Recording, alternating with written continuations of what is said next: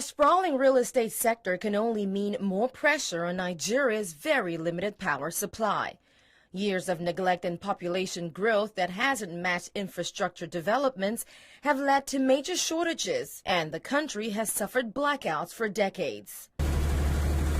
But nationals have forged ahead, becoming Africa's largest economic powerhouse, with investors like Obinna Onukwo taking advantage of the opportunities. Onukwo is building a shopping mall in Maryland, one of Lagos's underserved urban communities. We're going to have a 4-screen cinema there by Genesis Deluxe Cinemas. ShopRite is going to be there as well for the shopping. Various brands that represent beauty products are going to be there, as well as children's clothing, usual female clothing, and the likes.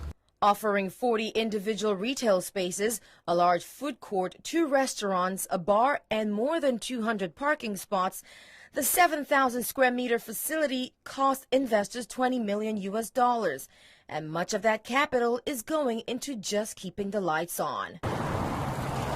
You must dedicate at least 30% of your budget for power, and that's significant. So power is a big problem if it's not adequate for businesses. Sometimes the problem can get bigger. This is just one of the risks many Nigerian businesses and homeowners face in their bid to solve their power problems. A tanker carrying diesel meant to power up this office building caught fire, destroying the offices. Luckily, the building is owned by an insurance company, so they'll be fine. For many, though, accidents of this nature can mean their end.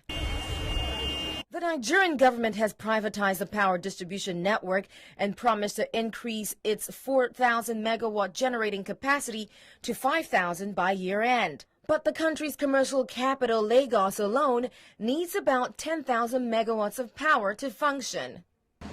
The government has set a target of 18,000 megawatts by 2016. Whether that's going to be achieved, well, it depends on how aggressive the power guys are. Now, what does it take to generate power for a facility like this one without a reliable national grid? Well, it takes quite a lot. This facility is going to be consuming a neighborhood of approximately 2.8 megawatts of power. Now, that requires that you have maybe an integrated power solution for it. At the same time, you have to make arrangement for redundancies. Poor planning and an underestimation of the country's power needs have been blamed for South Africa's rolling blackouts. While measures are in place to remedy the situation, like Nigeria, it may take up to 2 years to see any impact of the ongoing investments.